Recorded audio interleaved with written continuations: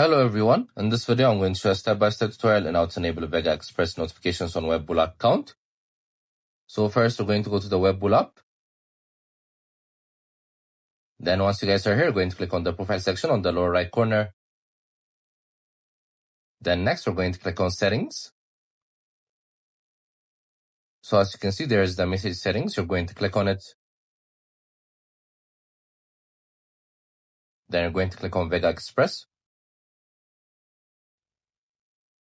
So as you can see, push notifications is turned off. So you're going to turn it on. So from now on, any notifications related to Vega Express will be sent to your account. So that's the importance of this setting, and that's how you do it. As I told you, you guys can find this app in the App Store, Play Store, such as full trading and cryptocurrency app. So make sure you download it. Make sure you also check our other videos as we've been posting daily. I hope you guys like this video. Subscribe for more, like for more, share for more. I hope to see you again. Goodbye.